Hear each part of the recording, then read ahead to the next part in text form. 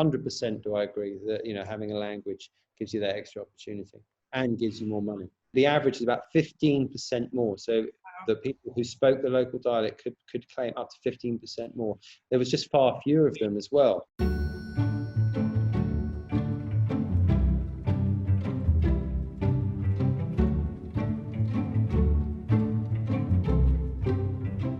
Hello and welcome to the More Than Words podcast, brought to you by Rosetta UK, preparing you for real-world conversations in new languages.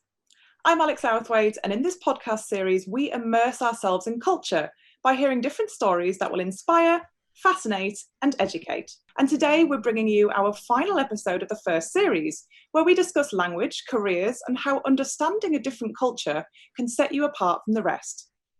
Our experts answer all your questions around how self-development allows you to seize new opportunities and cultures while you continue to progress your career. And with me today is Justin McGuire, CEO of DMCG Global, an international recruitment firm, and the wonderful Susie Dent, who's back to chat about language fluidity and how it's helped her career. Welcome, Susie and Justin. Hi. Hi. So we have heard over the past couple of weeks, Susie, a bit about your career and how you got started, but I'd love to dive in with Justin first today. If you could tell me a little bit about how your career got started. I started my career working in marketing communications in London, albeit nearly 20 years ago. And since then, wow, my job's taken me to Dubai, where I ended up living there for 12 years. I had 1 year where I worked in Latin America, lived and worked in Latin America as well. Where were you? I was in Honduras, actually. Oh, nice. So don't ask me what I was doing there. I didn't actually realize it was the murder capital of the world when I chose to work there. That was a kind of something I found out afterwards. And then I moved to Singapore 2.5 years ago, and here I am now. Did you always envisage you'd have a career that would move you around the world like that? No, I didn't actually. So I started my career in Marcoms, as I said, and then ended up moving into headhunting and sort of finding international talent specifically in the Marcoms world. So my move to go abroad really was brought about by changes in the global economy. In fact, it was the crash in 2008 that first got me to move over to Dubai. Which was probably the most fundamental career choice I made, and then when the oil price sort of teetered a little bit and we reduced, we looked at sort of putting more focus in Asia than the Middle East on our business. I moved to Singapore, so it's kind of been economic, influences that have made my decision. You've lived in a few different places as well, Susie, haven't you? Was that always something that you wanted to do from a young age? Not sure it was. I think I just wanted to follow the language, if that doesn't sound silly. So language was definitely my first passion. I don't think I just thought I want to be an adventurer and explorer, but in some ways that's what, following a language does. That's where it takes you. I had some slightly odd encounters. So one of my first stays in Germany was as an au pair to a Finnish family, in fact, whose mum was an ambassador to Germany from Finland, and that was it was a fairly lonely experience, but it was quite a good one for me because I was totally thrown in at the deep end and had no choice but to try and cope with what wasn't brilliant German at that stage. And then I lived in Berlin for a while, lived in Düsseldorf, and lived in France for a little bit, but not quite as much. But Germany I know pretty well, but gosh, there's so much more to discover, obviously. And now that I'm learning Spanish, thanks to Rosetta Stone, hopefully that's going to be my next destination. When you were an au pair in Germany, you could already speak the language? A little bit, but obviously I was there to try and teach some Finnish kids English, but they had a Spanish and a French au pair before me, so they were slightly confused, although kids just absorb all this stuff. They're incredible. And I was really lucky. I was really young, and I had my own little tiny apartment, which was above a department store right in the middle of the city, but away from the family and away from anyone that I knew. So I had some sort of quite a few evenings where I put the headphones on and kind of wallow in melancholy, but that was absolutely fine. It was quite a good learning experience. And then I had to just try speaking with what I had And people were incredibly kind, in fact. And I still, to this day, so one of my greatest achievements ever is to be speaking to a German person. I'd been there for a long time. And when I told her that I was English, she didn't believe me. And I don't think she was kidding. And yeah, as I say, that's still one of the kind of nicest compliments I've ever had. I'm not sure it would be the case now, but we'll see. There are actually quite a lot of jobs from a young age, like you said about being an au pair. There's a lot of jobs that give you the opportunity to travel the world. So I went to teach English in Vietnam, for example, and that was almost straight out of university. So I think a lot of people don't realize how many opportunities there are, even for kind of 18, 19-year-olds, to travel the world while working. Yeah, there's the British Council. There's so many organisations actually now that facilitate it, and so much voluntary work overseas. I mean, obviously, now with the pandemic, it's incredibly difficult. So I really feel for people who are trying to get out there now and, you know, absorb culture and language. But hopefully, it will come back. That's a good lead on to ask you, actually, Justin. So, in your industry, how do you think that being bilingual helps you stand out from the crowd, from other applicants for jobs? Yeah, that's a really good question. So I've obviously, having spent 12 years abroad, working abroad now in Asia and Middle East, I've really seen, you know, I think when CVs come through to our business, you know, I've really seen the value in having, say, someone that speaks Arabic and how a brand can, you know, react to that. But also being here in Asia now, where the Chinese influence is so immense, that speaking Mandarin, how much that can help, you know, candidates as well. So I think language, it's clear that language is going to play an increasingly important role. And if you want to have an internet, you know, most people kind of seem to expect that speaking English kind of can get you a job anywhere. And I've really sort of seen that as particularly the past 5 or 6 years, that just isn't the case, that there's an increasing demand for refined skills, and language is probably the top of that. And for us, certainly it's been Arabic and Mandarin based where we work, but we, you know, it's also Japanese. You know, I do a lot of work in Japan, and a lot of people want to work there, but there they don't speak, you know, they really don't speak English like they do in, say, Singapore. You know, Japanese is the first formal language there, and the only chance of ever getting a job somewhere like Japan, or exotic like Japan, or, you know, Thailand and Indonesia, is speaking the local dialect. It's interesting you say that, actually, because I think, like you said, a lot of the time in the past, people would think they wanted native English speakers, and that would be at the top. Whereas actually now we might find that as Brits, generally, as we can't speak as many second languages, we actually might be moving down the pile of international candidates. Yeah, I think that very much. I mean, in Singapore, for example, I think less so in Dubai, where I've lived before, but in Singapore especially, like 90% of the people we moved jobs for people last year were actually based in Singapore. So and language requirement was pretty much essential for all of them, and that language was Mandarin. Okay, so you know, people. I often get sort of British and American candidates reach out, and I think there's a bit of a presumption that they can land a job just because they speak English, and that's just not the case anymore at all. It's that you really need to come up, if you want to take a, you know, an international gig, shall we say, that you need to have specifically need to have a language in your, you know, in your locker if you're going to succeed. Now that would be the same if you want to grab a job in Spain or Germany as well. You know, there isn't. There is always an assumption, I think, from British people, especially, that because they speak British, they can get an international gig, and I just not seen that being the case. So do you think now people that can speak a few languages can really stand out from the crowd? Yeah, 100%, 100%. And actually, I don't think it, I see it, you know. So when we're briefed on positions, or when businesses want to look to expand and grow into an area, that's when they work with us, right? So that's when I hear firsthand what their requirements are. And if someone wants to move someone with their companies, let's say they're from the UK or the USA, or an English, you know, where English is the first language, then what often they'll do is they'll move someone from the HQ to kind of take that DNA and culture with them from the actual business. But most businesses want to do is build out from within, you know, a company where you're embracing local culture. And of course, top of that list is language. So yeah, I'm seeing it all the time now, and increasingly so, that the battle for talent is getting, it's getting harder to land a job, and particularly with the COVID situation at the moment, there are a lot of people looking. So what's going to get you top of that list? And it's going to be language. I think also as well as the actual language skills, having those skills can build your confidence and things as well in other aspects of the job field. In fact, a friend of mine messaged me yesterday, and he's just started working at TikTok, and he's not required to speak any other languages apart from English. But he actually messaged me and said, "Oh, you use Rosetta Stone, don't you, to learn Spanish?"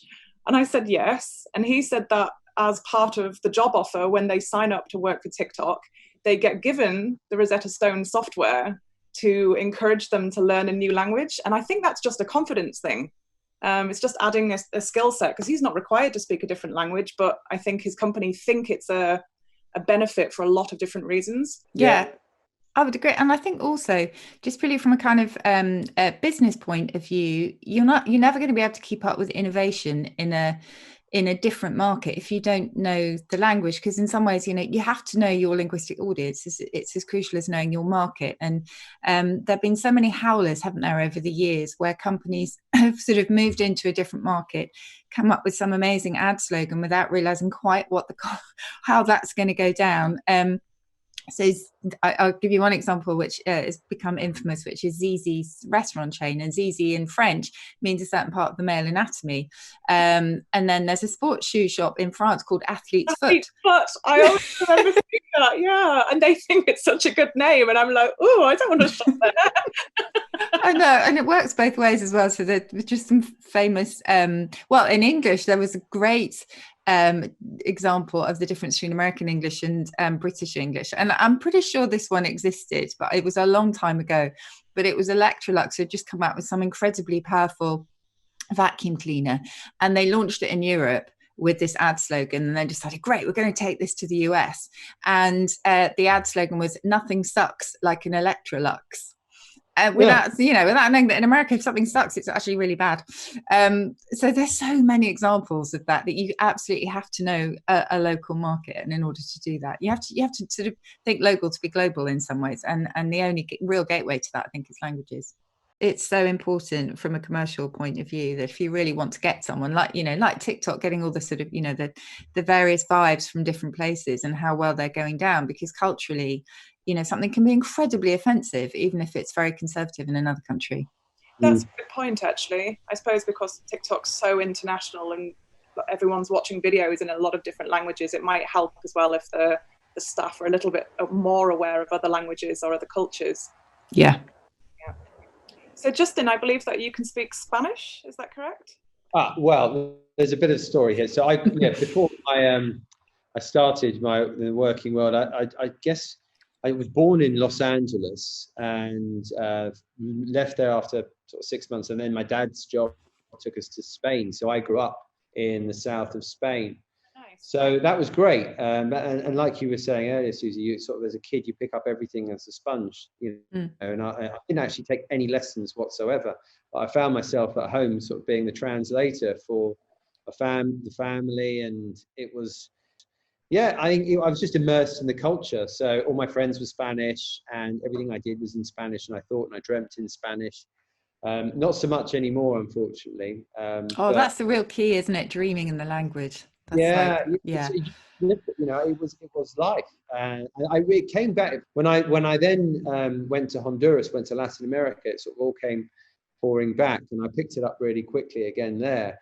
But it was interesting to see the different dialects that Latin America used versus what they were using in Spain. Yeah. And actually, a lot of the words that I took for granted, they could either be quite rude over there, or just that people didn't understand them at all. So, and vice versa. When you then, when I got back and then went on holiday in Spain, and I started speaking Latin American dialect, people were like, yeah, okay, I get that, but that doesn't make sense what you've said. I've really noticed that as also in Arabic. So that's a language I've got, having lived in Arabia for a long time. I didn't realize just how many different dialects there are to Arabic as well. What someone in Saudi sounds like versus what someone in Morocco sounds like versus what Syria sounds like. They're completely different. And the words can mean, particularly in such a a part of the world where religion and the way phraseology is used in religion is so sensitive, you've got to be so careful, or you can like offend, 3/4 of the room, particularly if you think you're being a bit clever, like I was once, and sort of relayed a couple of Arabic words and actually almost offended the people in the room, whereas I thought I was being quite smart, There's nothing worse than that look of horror, and you've absolutely no idea how you elicited it. Yes, I've had that before as well. I found actually through quite a lot of South America that, so when I was in Ecuador, I felt I was doing quite well with my Spanish, and I was starting to be able to understand what people were saying and have fairly in-depth conversations. And then as soon as I got over the border into Colombia, I suddenly found that I wasn't able to understand as well. People were speaking so quickly, and it just varies so much from country to country, doesn't it? Yeah. Well, it's probably the same in English. If you speak to someone from Newcastle versus you speak to someone from Cornwall, you're going to get a very different experience, and it's the same. It's funny because as a kind of lexicographer, I get to see that for non-native speakers of English as well. Because in my experience, non-native speakers are amongst the most expressive and proficient in English, almost more proficient than native speakers, because they learn the grammar, which we don't do over here, and they're incredible. But there are so many shades of meaning, and if you were to look up in the databases that we use when we're charting language and seeing what's bubbling under and stuff, you'll see, like, I remember getting asked by a Spanish speaker about the word ambitious, because ambition is a good thing. So if you look up ambition in our database, you'll see that it's usually accompanied by quite positive adjectives, but just take the word ambitious and you will find, like, she's ambitious. There's all sorts of kind of negative stuff that comes in, especially if it's a woman, I have to say, which is not particularly positive. And this Spanish woman who asked me, she couldn't quite understand why to say that someone was ambitious could actually be quite a negative thing, that implies sort of backbiting and cutthroat and all of that stuff. So there's just, in English as well, there's so many shades of meaning that actually only until you really understand a culture, I think, can you really get on top of them. I found that in Vietnam actually quite a lot with the word fat. A lot of my Vietnamese friends, for them it wouldn't be an insult if someone was saying you look fat. They'd mean you look well, you look healthy. Whereas I think a lot of the kind of English and Americans, it took quite a lot of getting used to. If we were being called this, I mean, I remember I was given an essay by one of my students that said, my teacher is Miss Alex. She's very nice. And she is not thin. And I thought, oh God. That's brilliant. That's not the kind of essay. In America as well, actually. I've just remembered now, because I did some teaching there, and they always called the chubby kid El Gordo. And and they used to be that. I used to think, God, that's really rude. I'd like, if I was a kid at school, I'd be that would, demons, live with me the rest of my life. But they're like, yeah, sense of pride, Exactly. They'd say, oh, we want to be fat like you, and it's not a compliment. I'm hoping that the tables are turning a little bit. I just would love to be kind of curvy. We always use the euphemism curvy, don't we? I genuinely would love to be curvy. So who knows? But yeah, it's a very Western hang up, that, isn't it, I think.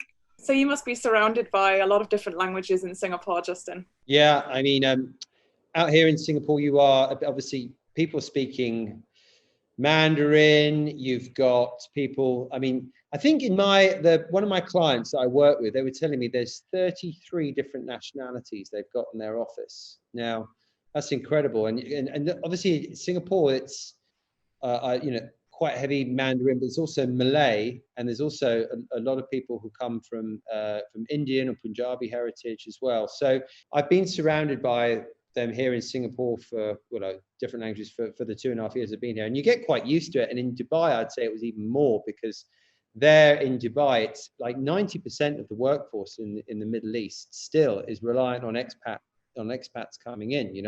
The UAE has pretty much built that country on a build it and they will come philosophy, and there especially I really sort of felt myself surrounded by continuity. That's where I actually was using the Spanish more, because you would, there's a lot of Latinos in the creative industry that I work in. There's a lot of Latinos there, and you find that comes in quite handy there, which I never really thought it would when I was in the UAE, speaking Spanish. But and there also, for those people that speak French, there's a lot of French speakers in the Middle East as well. There's a lot of Lebanese heritage. There's a lot of Lebanese people there, but also the luxury industry is huge there, and that's mostly filled with French people.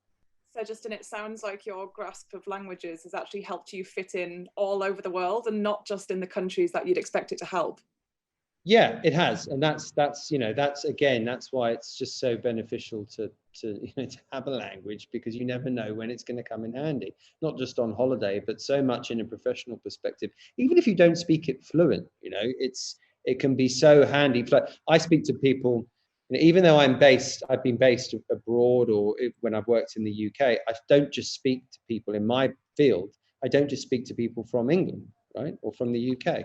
I speak to an international candidate base. So, I am often talking to people from Spain or from France or from Uruguay, Japan, etc. So if you know the language, you can just develop such a personal relationship with that person. And it just makes the journey, particularly in my field, when you work with them, that much smoother. When you've got all of these multilingual candidates who are applying to your recruitment firm, do you think that it allows them to jump up the pay scale a little bit if they can speak a number of different languages? Absolutely. In fact, we've got, prior to this, I was looking at the statistics, and it's actually, I say from the average is about 15% more. So the people who spoke the local dialect could claim up to 15% more. Also, there was just far fewer of them as well. So that, they were in demand. So not only could they, negotiate from a position of strength, but there was that sort of security that perhaps if it didn't work out with the employer that they're with, that there's plenty of other people that would be interested in them. So 100% do I agree that, having a language gives you that extra opportunity and gives you more money. No, as I can say, there was some great research done in the US by a man called Johnson O'Connor, and he was trying to look at the various factors or the various skills that people have as predictors of success in business. And vocabulary was by far and away the biggest predictor, but not just in your native language, but also if you had that in a foreign language, it just, as Justin said, it just kind of propelled you, skywards really, because it enables so many different things and unlocks so much different potential. And he basically eliminated all other variables. So it was very, very clear that vocab, both in your native language and non-native language, was, as I say, the biggest predictor of success in life, kind of financially. But I don't know if he was looking at it from a kind of cultural and personal fulfillment point of view, but you could easily say the same for that too, I think. So Justin, in terms of furthering your career, do you think that an immersive app like Rosetta Stone can actually help people get ahead? Yeah, absolutely. Look, as I've said before, furthering languages can play a massive part in furthering your career.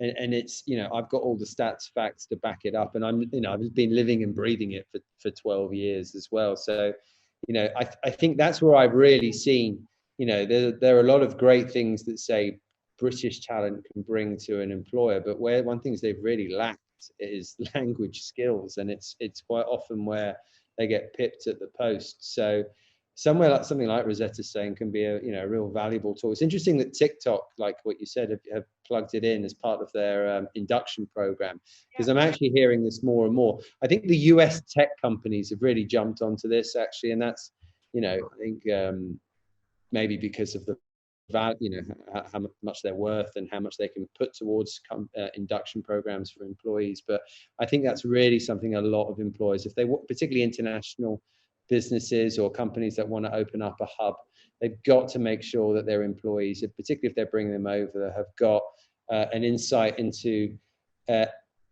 language and culture. I'd say, that's the two things are really important if you're going to succeed, and if that international career is going to be as successful as you want it to be, then language is just going to play a huge role in that. That's a fact.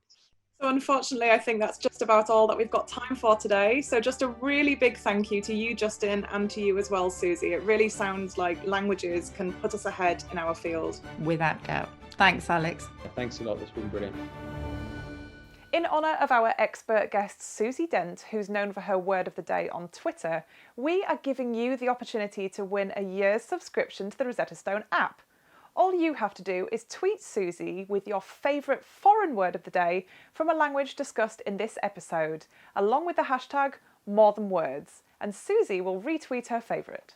Bonne chance!